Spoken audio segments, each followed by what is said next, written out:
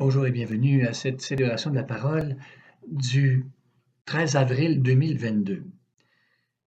Liturgie qui vous sera présentée par Jacinthe Lavoie et Patrice Paquin. Nous sommes dans un extrait de l'Évangile de Saint Matthieu, au cœur de la Semaine Sainte aussi.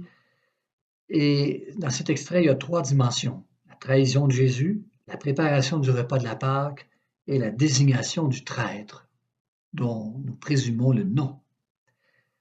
Mais laissez-moi vous citer cette réflexion de G. Lindsay sur ce passage de l'Évangile. Il dit ceci: si Jésus insiste ensuite sur la liberté avec laquelle il entre dans sa passion et avec laquelle il assume les Écritures, dans lesquelles s'exprime le plan de Dieu, il ne nie pas pour autant que les personnes qui, dans le cours de l'histoire, réalisent le plan de Dieu, fût-ce à leur insu, le font toutefois en toute liberté et responsabilité.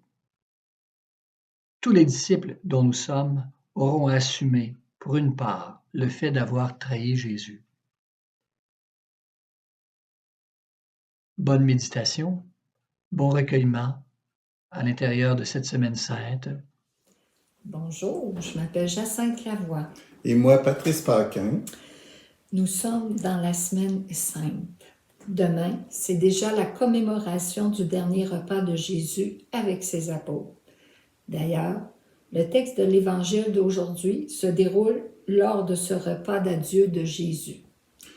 Pour commencer cette célébration, écoutons ce chant qui nous rappelle que nous avons tous la possibilité d'être Judas à notre tour.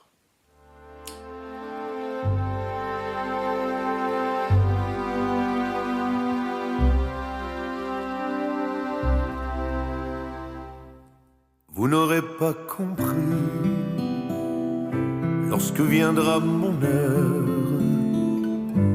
Vous n'aurez pas compris grand-chose à ma chanson. Vous n'aurez pas compris, mais il faut que je meure pour qu'à votre folie soit donné le pardon. Vous n'aurez pas compris, vous fermerez vos portes, vous fermerez vos cœurs au soleil de l'amour, et vous vous en irez, lamentable cohorte, vers d'autres horizons qui reculent toujours.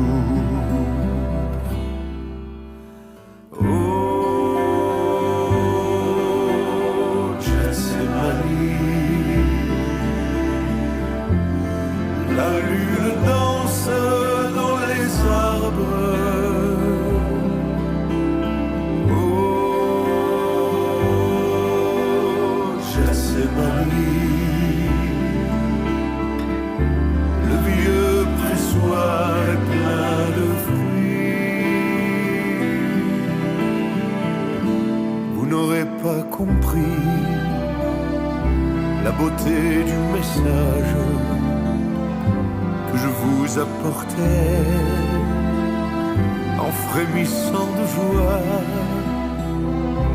Vous n'aurez pas compris, vous croirez être sage en clouant la sagesse au gibet de la croix, et vous profanerez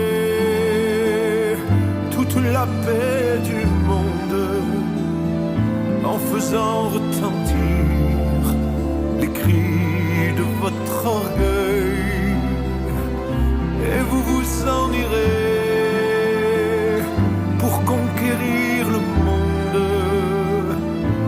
mais vous n'y sèmerez que la ruine et le deuil.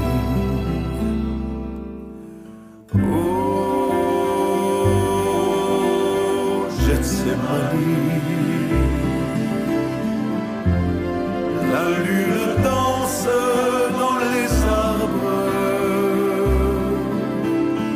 Oh,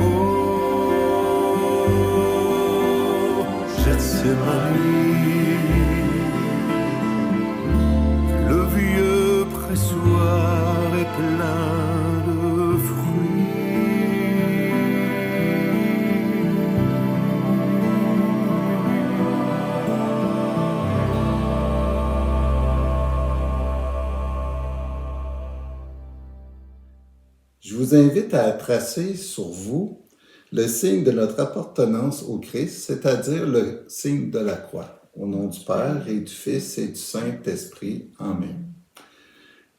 Fais-nous découvrir, Seigneur, la signification symbolique du repas que tu offres aux hommes.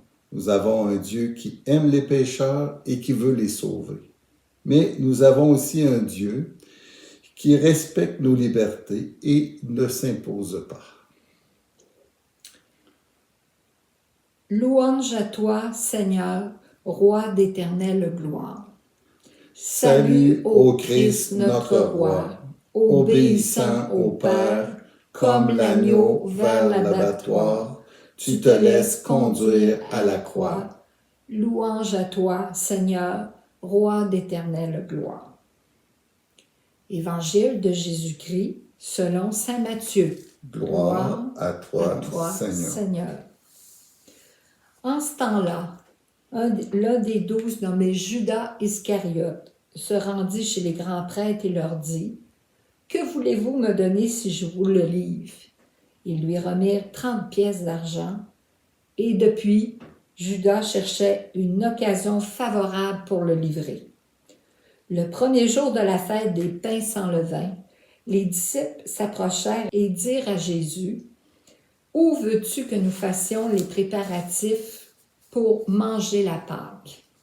Il leur dit « Allez à la ville, chez un tel, et dites-lui « Le maître te fait dire, mon temps est proche.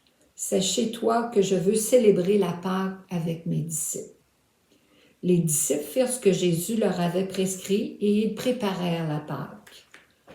Le soir venu, Jésus se trouvait à table avec les 12.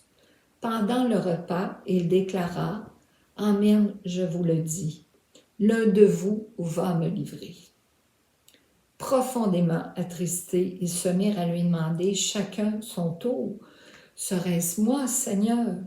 Prenant la parole, il dit « Celui qui s'est servi au plat en même temps que moi, celui-là va me livrer. Le Fils de l'homme s'en va comme il est écrit à son sujet, mais malheureux celui par qui le Fils de l'homme est livré. Il vaudrait mieux pour lui qu'il ne soit pas né cet homme-là. » Judas, celui qui le livrait, prit la parole. « Rabbi, serait-ce moi ?» Jésus lui répond « C'est toi-même qui l'as dit. » Acclamons la parole de Dieu. Louange à toi, Seigneur Jésus. C'est pas un texte facile. Du tout. Bon.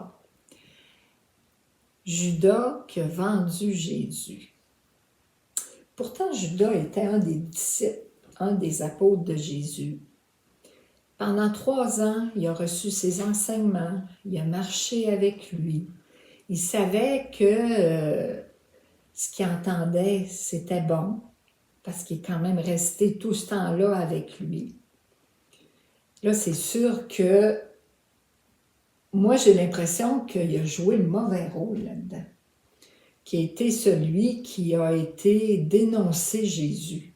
Il ne faut surtout pas oublier là, qu'il y en avait qui en voulaient à Jésus parce qu'il parlait beaucoup, il défendait les publicains, il défendait les prostituées, il défendait les pécheurs, fait que là, ça ne marchait pas là, pour ces gens-là, là, fait que là, Judas, lui, il a comme il a comme été la personne au service de ces gens-là, tout d'un coup.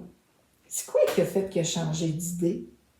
As-tu une idée là-dessus, toi? Pourquoi il est devenu celui qui a dénoncé quand il avait tout reçu pendant toutes ces années-là la bonté de Jésus, les bonnes paroles de Jésus? Qu'est-ce qui a fait qu'il a changé comme ça? Je sais bien pas. Puis en même temps, ce que je trouve difficile, c'est que c'est comme si, à quelque part, ça avait été annoncé dans les Écritures. C'est comme s'il y avait quelqu'un qui avait été sacrifié pour jouer ce rôle-là, un très mauvais rôle. C'est comme si, c'est tombé sur Judas. Voici le mécréant, celui qui a trahi Jésus. J'ai de la misère avec ça. D'autant plus que je ne suis pas sûr du tout que Judas savait ce qu'il faisait. c'est les autres apôtres qui étaient là non plus, je pense qu'ils savaient pas tous, je pense qu'ils n'avaient pas saisi qui était Jésus vraiment. D'ailleurs, ces textes-là ont été écrits seulement lorsque Jésus a été mort et ressuscité, qui ont vécu cette expérience-là. Dans le temps, ce qu'on voit, c'est on voit des apôtres qui cheminent avec Jésus, mais qui n'ont pas saisi tout le rôle, tout ce qui était le Jésus, qui était le Christ attendu, le gros qu'il pensait comme un Messie. Puis d'ailleurs, je pense que Judas, et si tu l'as, je pense qu'il n'a pas compris le rôle de Jésus. Je pense pas qu'il voulait le trahir. En tout cas, dans ma tête à moi, ce que je vois là, c'est que, d'ailleurs, il y a des indices dans le texte qui me disent qu'il n'avait pas compris. C'est-tu l'indice là où lui, Judas, il parle de Rabbi, puis les autres apôtres, Oui. ils parlent le Seigneur? Oui. Parce que Rabbi, ça veut dire maître. Oui. Puis le Seigneur, ça veut dire au service, Oui. de service. Ben, Seigneur, ça veut dire qu'ils le reconnaissent comme étant Dieu, comme étant quelqu'un de grand, là. Tandis que, puis même, le Seigneur, souvent, c'est attribué à Dieu, dans le fond. Fait que là, quand on dit Seigneur puis qu'on dit Rabbi, je pense qu'on ne saisit pas nécessairement les choses de la même façon. Donc, les apôtres disaient Seigneur, est-ce que c'est moi? Puis, Judas a posé la même question, mais en disant Rabbi, est-ce que c'est moi? Donc, dans la tête de Judas, je peux penser que Judas, pour lui, ben, Jésus, c'était plus un grand prophète, quelqu'un qui voulait changer les choses dans le bon sens. Puis peut-être, j'ose croire que peut-être, il voulait que Jésus ait la chance de s'expliquer devant le Sanhédrin, tellement c'était beau ce qu'il annonçait. Donc, est-ce que Judas a volontairement vendu Jésus? Parce que je pense qu'on l'a mis dans une boîte. Là, Judas, c'était le voleur, celui qui tenait la bourse. Fait que c'était facile, me semble, de raconter l'histoire à partir. Bon, il est allé puis il a donné pour de l'argent. Mais je pense que c'est ce bout-là qu'il y avait dans l'Ancien Testament qui serait vendu par là. Ça sera à vérifier, mais il était prévu comme rôle. Fait que je pense qu'il a été prisonnier de tout ça. Puis je pense, on peut être Judas, je pense, aussi. Ben, c'est ce que j'allais justement dire, que moi, dans ma vie de tous les jours, est-ce que je ne le suis pas, Judas, des fois, quand je respecte pas un engagement, ou quand j'ai une belle occasion de parler de Jésus, de parler des bienfaits qu'il a fait, de parler des bienfaits de son Père, souvent je vais me taire parce que j'ai peur des réactions des personnes. Ça fait tout ça, toi aussi? Oui, ça m'arrive, parce que c'est intimidant. Des fois, il y en a qui sont très intimidants. Puis quand je regarde ça, là aussi, bon, Judas, lui, il a trahi, qu'ils disent dans le texte. Mais les apôtres, eux autres, ils ont tout abandonné de Christ. Quand ils sont venus chercher Jésus, qu'ils l'ont arrêté, ils ont fui. Puis même que notre premier pape, Pierre, a même renié 3 fois que Jésus, qu'il connaissait Jésus. C'en est une trahison, ça aussi. Donc, as-tu un qui est mieux que d'autres dans ça? Est-ce que Jésus, justement, je pense que Jésus savait que tôt ou tard, il se ferait livrer comme ça, qu'à un moment donné, on mettrait la main dessus, comme on dit, parce qu'il dérangeait. Mais les autres ont eu peur, puis moi aussi, ça m'arrive beaucoup d'avoir peur. Puis de dire, des fois, là, non, comme tu disais, là, non, je vais me taire parce qu'ils vont rire de moi, ils vont me mettre de côté, ils ne voudront plus me parler. D'ailleurs, ça m'est arrivé, fait que je me dis, bon. Puis, ce que je vois aussi là-dedans, là, c'est que Jésus, il a mis Judas devant sa responsabilité, puis il l'a laissé libre. Il l'a laissé libre de reculer ou d'y aller. Parce que, tu sais, à la fin, il lui dit, il lui demande, Rabbi, serait-ce moi? Puis là, Jésus lui dit, c'est toi-même qui le dis. Tu sais, Jésus, il dit pas, oh oui, c'est toi, c'est pas toi. Jésus, il le met devant sa responsabilité, puis il le laisse libre d'aller ou pas vers ce qu'il doit accomplir, comme il dit. Oui, puis moi, je me dis, bon, au moins, ce qui est bon, c'est qu'on a un Dieu qui pardonne. On l'a vu avec le texte de l'enfant prodigue, là. L'enfant prodigue a dilapidé l'avoir du père, a été tout dans le sens contraire de ce que le père lui avait montré. Puis, il a été reçu. Parce que dans le fond, là, je pense qu'il faut éviter de juger Judas comme ça. Je pense qu'il faut arrêter de juger les gens tout simplement. Puis de ne pas oublier que bien souvent, je suis Judas. Bien souvent, je suis les apôtres qui ont eu peur. Donc, je voudrais pas qu'on me juge, puis je voudrais pas que Dieu me mette de côté puis qu'il me pardonne pas. Mais tant mieux, parce que Dieu est plus capable que Dieu aime vraiment, puis il nous pardonne. Fait que, voilà. Merci, Patrice. Merci, Jacinthe. Bon, on a choisi une belle prière, une prière qui vient du guide du pèlerin des Cursiistes. Lorsqu'on vit une fin de semaine du Cursier, on a un petit guide. Nous autres, on est Cursiistes, donc on a puisé cette prière-là à même le petit livre parce qu'on la trouvait belle. On vous l'offre. Seigneur, tu m'as toujours donné le pain du lendemain. Et bien que pauvre aujourd'hui, je crois. Seigneur, tu m'as toujours donné la force du lendemain. Et bien que faible, aujourd'hui, je crois.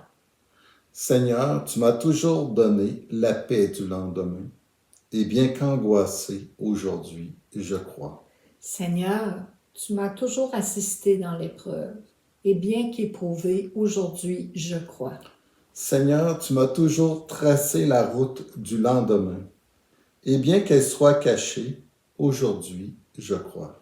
Seigneur, tu as toujours éclairé mes ténèbres. Et bien que sans lumière, aujourd'hui, je crois. Seigneur, tu m'as toujours parlé quand l'heure est propice. Et malgré ton silence, aujourd'hui, je crois. Seigneur, tu m'as toujours été l'ami fidèle. Et malgré ceux qui te trahissent, aujourd'hui, je crois. Seigneur, tu as toujours accompli tes promesses. Et malgré ceux qui doutent, aujourd'hui, je crois. Amen. Amen. Le Seigneur se confie à ceux et celles qui l'aiment. C'est pourquoi, unis à Jésus, nous pouvons dire « Notre Père qui es aux cieux, que ton nom soit sanctifié, que ton règne vienne, que ta volonté soit faite sur la terre comme au ciel. Donne-nous aujourd'hui notre pain de ce jour. Pardonne-nous nos offenses, comme nous pardonnons aussi à ceux qui nous ont offensés. Et ne nous laisse pas entrer en tentation, mais délivre-nous du mal. Amen.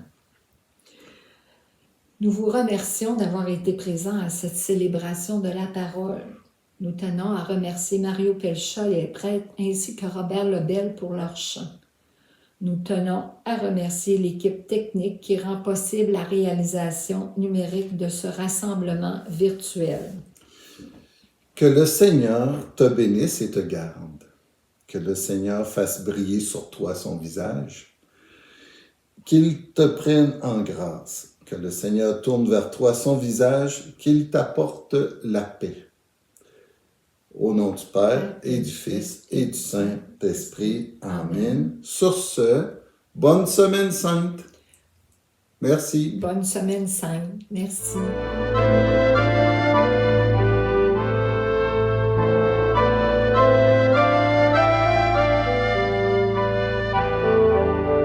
Seigneur, tu comptais sur nous pour annoncer ta parole, mais nos bonnes raisons nous entraînent au silence.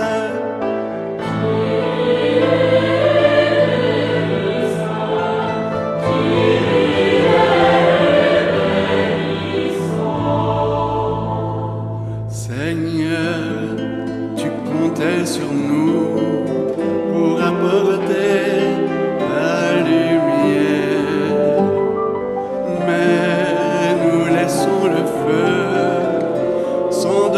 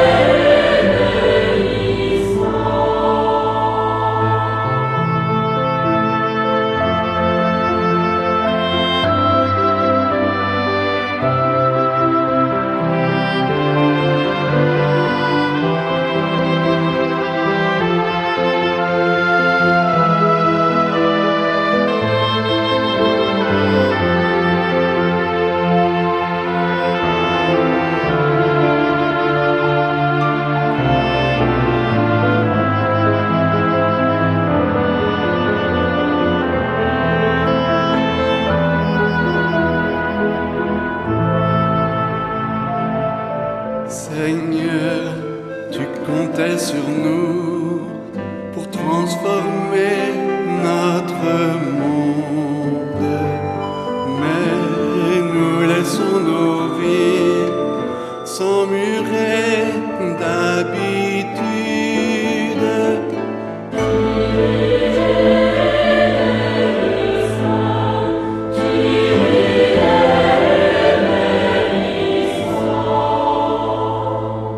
Seigneur, tu comptais sur nous pour faire aimer ta justice. Mais nous fermons les yeux pour rester bien tranquilles.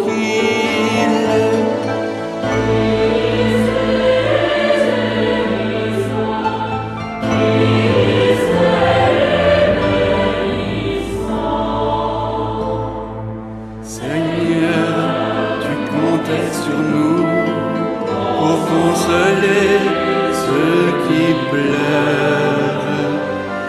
Mais nous avons si peur